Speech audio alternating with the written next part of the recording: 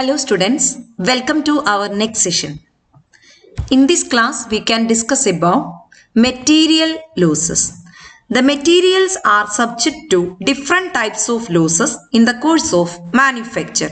That is called material losses. Once again, materials are subject to different types of losses in the course of manufacturing operations.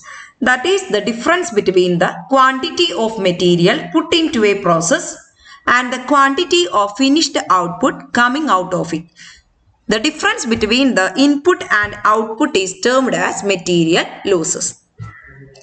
നമുക്കറിയാം നമ്മൾ പ്രൊഡക്ഷനിൽ ഉപയോഗിക്കുന്ന or മാനുഫാക്ചറിങ്ങിന് ഉപയോഗിക്കുന്ന മെറ്റീരിയൽസിന് പലതരത്തിലുള്ള losses വരും.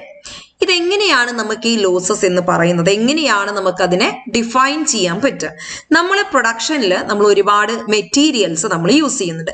That is the input used for production. The material used for the production is called input of production, input of material. Then ആ material നമ്മൾ കൊടുക്കുന്നത് in order to get something from something as output അല്ലെ, നമുക്ക് എന്തെങ്കിലും output ആയിട്ട് കിട്ടാൻ വേണ്ടിയിട്ടാണ് നമ്മൾ ഈ മെറ്റീരിയൽ പ്രൊഡക്ഷനിൽ ഉപയോഗിക്കുന്നത്.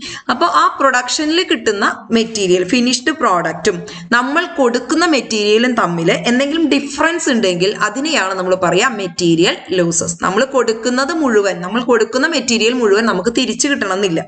ആ വരുന്ന ഡിഫറൻസ് ആണ് material losses. The difference between the input and output is termed as material losses. The material losses are of four types. They are wastage, scrap, spoilage, defectives. Wastage, scrap, spoilage and defectives. First one is wastage. Wastage is that part of basic raw material which is lost in processing and doesn't have any realizable value. ഇപ്പോൾ wastage എന്ന് പറഞ്ഞാൽ നമ്മൾ കൊടുക്കുന്ന raw മെറ്റീരിയലിന്റെ ഒരു പാർട്ടാണ് നമുക്ക് wastage വരിക. Which is lost in processing and doesn't have any realisable value. നമ്മൾ കൊടുക്കുന്ന റോ മെറ്റീരിയലിൽ വരുന്ന ആ പ്രോസസ്സിങ്ങിലേക്ക് നമ്മൾ കൊടുക്കുന്ന റോ മെറ്റീരിയലിൽ വരുന്ന ലോസ് ആണ് നമ്മളുടെ ഈ വേസ്റ്റേജ് എന്ന് നമ്മൾ പറയാം. അതിന് റിയലൈസബിൾ വാല്യൂ ഇല്ല. ഇപ്പൊ നമ്മളിപ്പോ അവിടെ നമ്മൾ ഹാൻഡിൽ ചെയ്യുന്ന സമയത്തൊക്കെ ചിലപ്പോൾ മെറ്റീരിയൽ വേസ്റ്റ് ആയിട്ട് പോകും.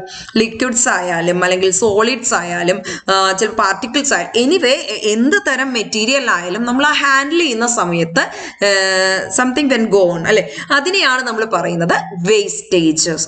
വേസ്റ്റേജസ് നമുക്കത് കിട്ടില്ല, അതിന് റിയലൈസബിൾ വാല്യൂ ഇല്ല, അത് പോയി. പ്രൊഡക്ഷൻ ഹാൻഡിൽ ചെയ്യുന്ന സമയത്ത് ആ ട്രാൻസാക്ഷൻ നടക്കുന്ന സമയത്തോ മെഷീനിൽ കൊടുക്കുന്ന സമയത്തോ കൺവേർട്ട് ചെയ്യുന്ന സമയത്തോ നമുക്ക് ലോസ് ആകുന്ന സംഭവങ്ങളാണ് ഈ wastage. Wastage is a part of basic raw material which is lost in processing and doesn't have any realizable value. നമുക്കത് തിരിച്ചു കിട്ടുന്നില്ല. For example, there are three types of wastages are there. Examples of wastage are invisible losses, visible losses, visible loss collected but which cannot be reused. Invisible loss എന്ന് പറഞ്ഞാൽ നമുക്ക് ചില ഐറ്റങ്ങൾ loss ആവും, നമുക്ക് കാണാൻ പറ്റില്ല. Which cannot be seen, that is invisible loss. ഇപ്പൊ ചിലപ്പോൾ ഇവാപ്പറേഷൻ അല്ലെങ്കിൽ ഷ്രിങ്കേജ്, ചുരുങ്ങി പോവാ മെറ്റീരിയൽ. ചില മെറ്റീരിയലിന്റെ നേച്ചർ അങ്ങനെയായിരിക്കും. അപ്പൊ അതൊന്നും നമുക്ക് കാണാൻ പറ്റാത്ത ലോസുകളാണ്. ഇപ്പൊ ലിക്വിഡ്സ് ഒക്കെ ആണെങ്കിൽ ചില ലിക്വിഡ്സ് ഒക്കെ അധികം ഇരുന്ന് കഴിഞ്ഞാൽ അത് തന്നെ ഇവാപ്പറേഷൻ നടക്കും, അതിൽ നമുക്ക് കാണാനായിട്ട് സാധിക്കില്ല.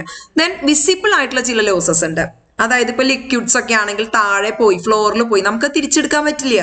ഇപ്പൊ നമ്മൾ ഹാൻഡിൽ ചെയ്യുന്ന സമയത്ത് പ്രൊഡക്ഷനിൽ ഉപയോഗിക്കുന്ന സമയത്ത് ഓയിലോ മറ്റെന്തെങ്കിലും ഒക്കെ താഴെ നമ്മുടെ ഫ്ലോറിൽ സ്പ്രെഡ് ചെയ്തു എന്ന് വിചാരിക്കാം, നമുക്കത് ക്ലീൻ ചെയ്ത് കളയാനേ പറ്റുള്ളൂ. It cannot be usable. Such kind of loss is called wastage.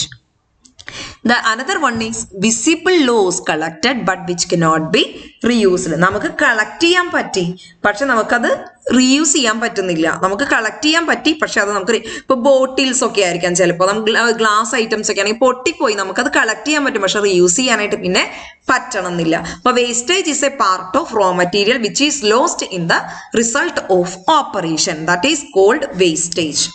There are two types of wastage. They are normal wastage and abnormal wastage. Normal wastage are unavoidable wastage which cannot be avoided.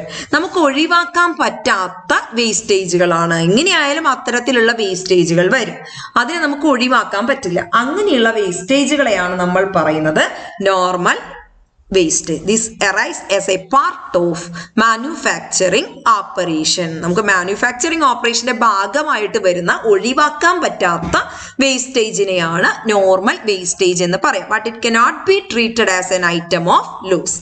നമുക്കതിനെ ഒരു loss ആയിട്ട് കണക്കാക്കാനായിട്ട് സാധിക്കില്ല.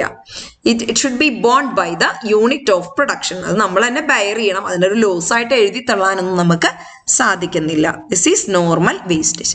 In the other case is abnormal wastage. Abnormal wastage arise due to abnormal causes.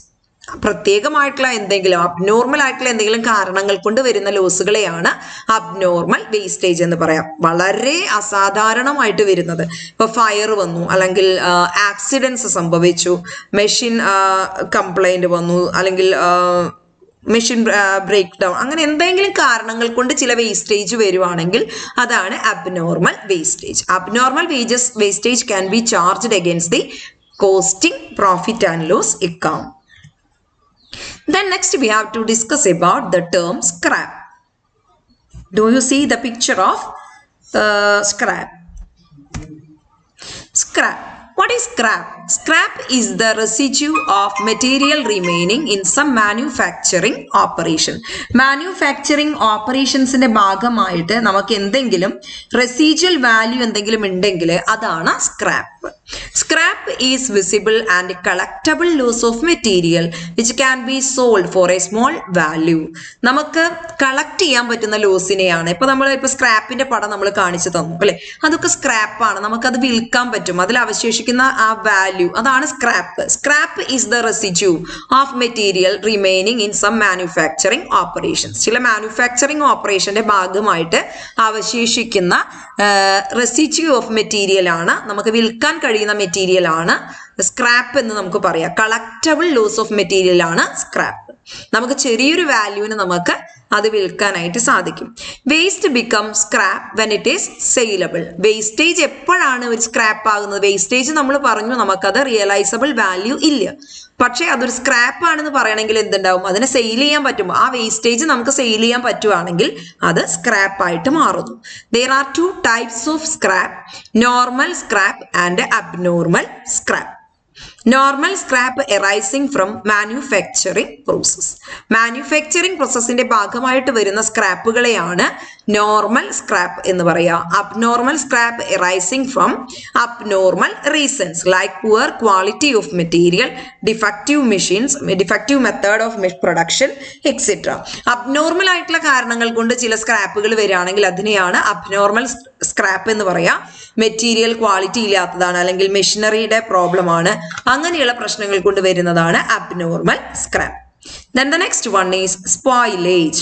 Spoilage is a portion of processed work. Work ചെയ്തുകൊണ്ടിരിക്കുന്നതിനിടയിൽ വരുന്ന portion ആണ് spoilage, which has been spoiled. കേടായി പോവാണ്. പ്രോസസ്സിംഗ് നടക്കുമ്പോൾ അല്ലെങ്കിൽ പ്രൊഡക്ഷൻ നടക്കുന്ന സമയത്ത് വരുന്ന ചില മെറ്റീരിയലിന് വരുന്ന ലോസുകളെയാണ് നമ്മൾ പറയാ spoilage എന്ന് പറയാം. As a part of processed work, it has been spoiled.